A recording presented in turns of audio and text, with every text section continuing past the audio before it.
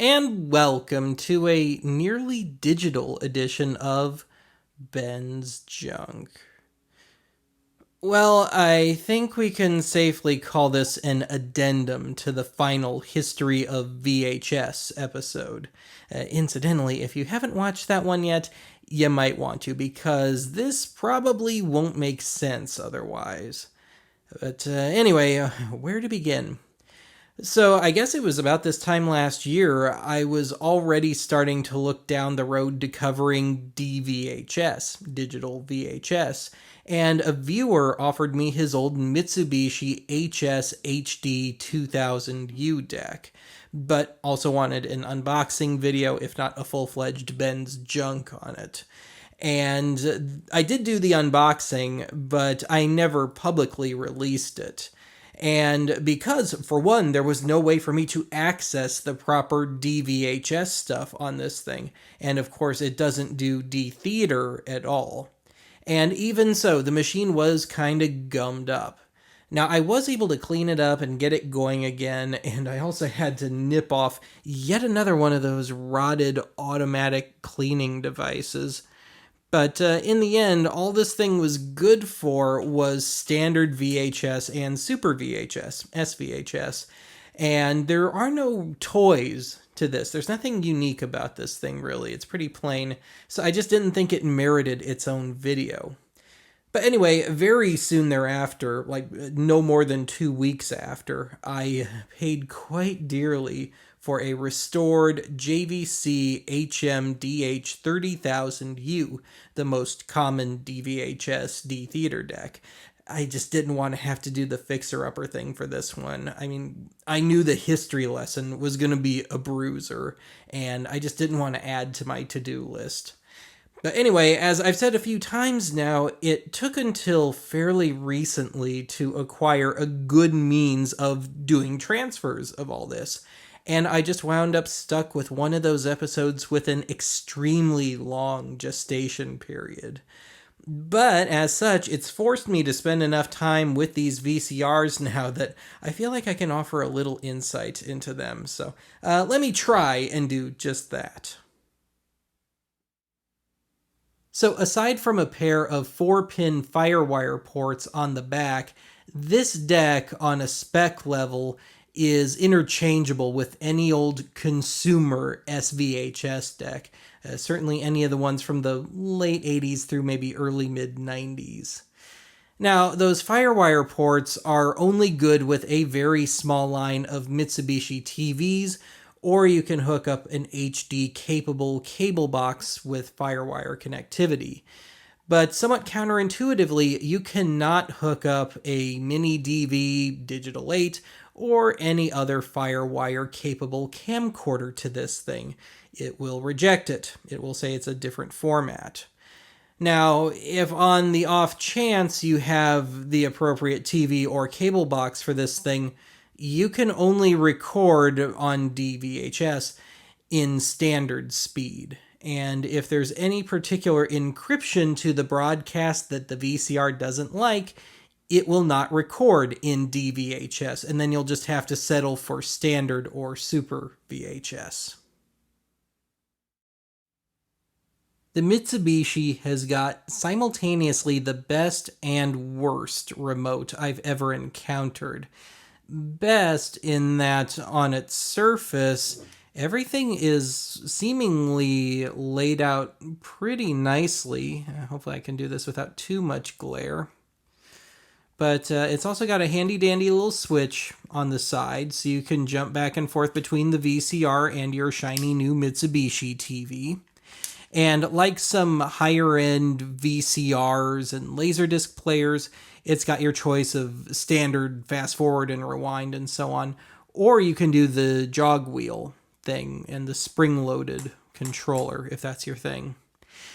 And also, it's got a nice little screen up top, something that I've never seen outside of an industrial remote before. And so, say you want to punch in a VCR Plus code back when that was still a thing.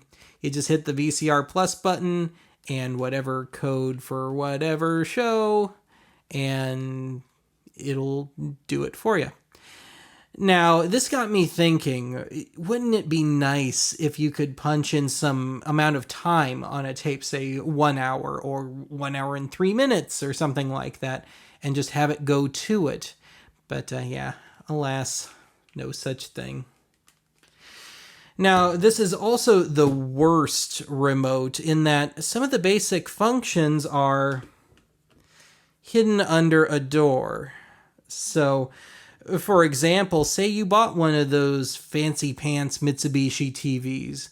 Well, if you want to mute the audio, you'll have to open the door and dig around for the mute button. Or if you want to access the menu of the TV or the VCR for that matter, you'll have to do a little dumpster diving for it. Techmoan has already quite famously covered the JVC HM-DH30000U. I've gotten so used to saying that. As such, I won't dwell on this for too long, famous last words. But let me try and add a few things. But actually, before I do that, let me, for one, make one major agreement with him on this. This is a very noisy VCR, and really the only VCR I've ever owned that is as noisy as this one is my U-matic deck. But that thing has a few excuses, size, age, usually used more for industrial stuff. But this thing, as Techmoan mentioned, was obviously overheating in testing, so they just tacked on a fan to the back.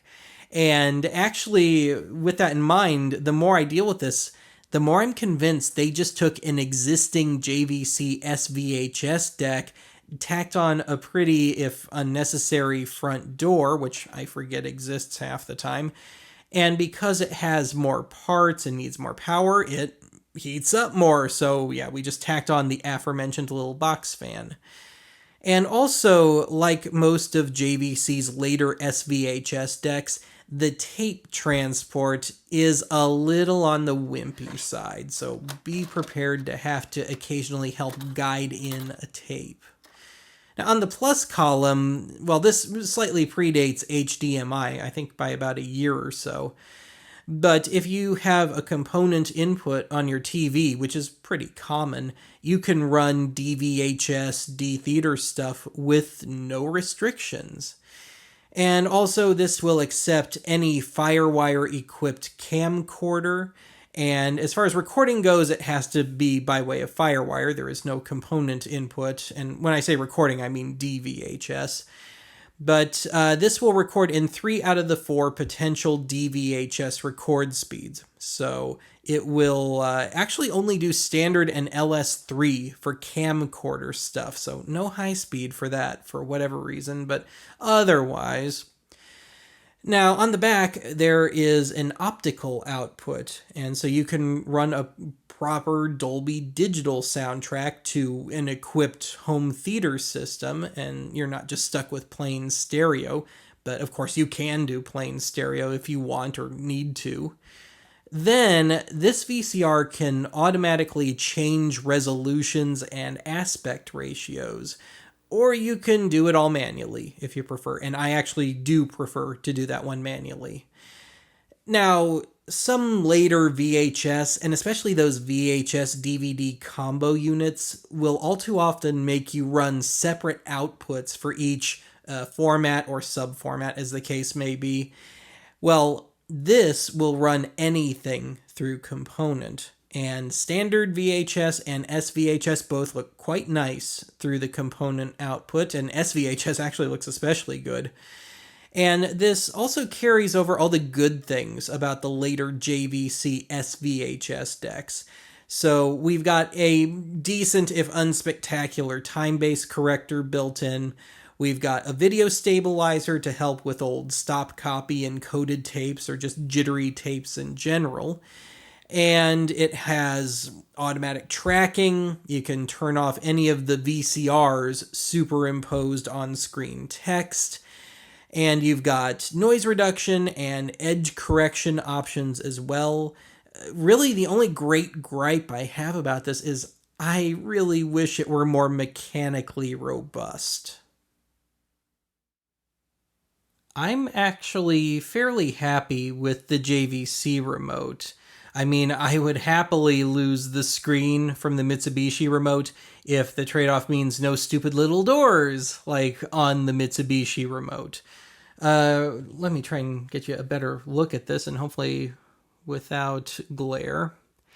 But there's only one thing I would have changed about this particular remote, and that is since you have to manually switch between VCR, TV, and cable anyway, if you want to use it for all three, that is, I would have consolidated like the channel and volume buttons and all that into one cluster, because as is, some of it's redundant. Sometimes you have two instances of the same function. And of course, you've also got the jog wheel and all that, but I won't count that against it because like that's kind of the norm on like some Laserdisc players and all. But aside from that little nitpick, I am fairly happy with this one.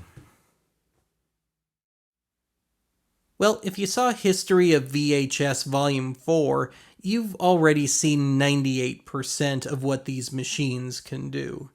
But nonetheless, I will leave you with a few, at this point, somewhat redundant clips and a few close-up photos as well. But otherwise, that is it for me on the vocal front for today. I will talk to you again soon.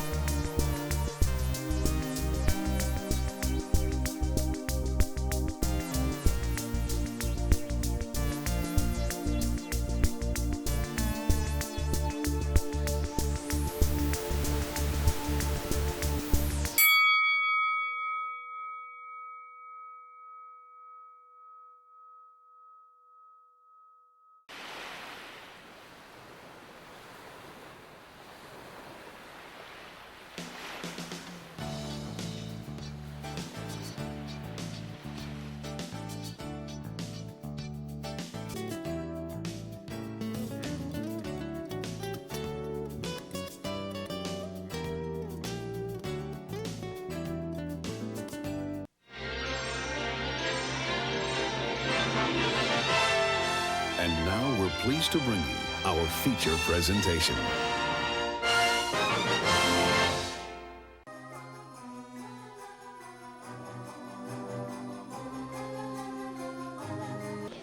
It's my very special recipe. We're not gonna make it if we don't hurry. You realize how late we are? Because now there is a new pre-recorded software platform that takes maximum advantage of the superior characteristics of D-VHS. It's called D-Theater.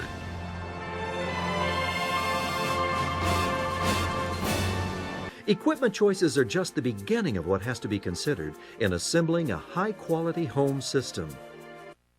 Bringing the capability of digital entertainment into the home has been a slow process for any number of reasons. And I really need to do something about the leaves. Get a good bright sunshiny shot here. And as I'm doing this,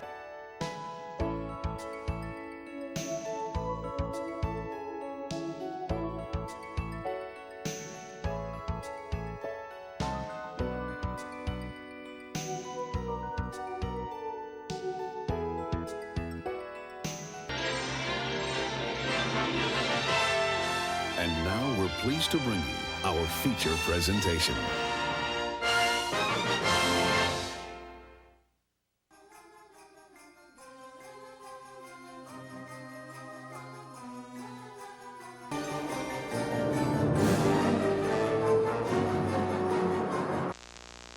Americans see the smaller car as their salvation. What they don't know is that 4- and 6-cylinder engines rev higher, run hotter, and are murder on oil. That's why smaller cars need Castrol motor oil. In lab tests, the 2 leading motor oils showed significant breakdown in viscosity. Castrol didn't break down.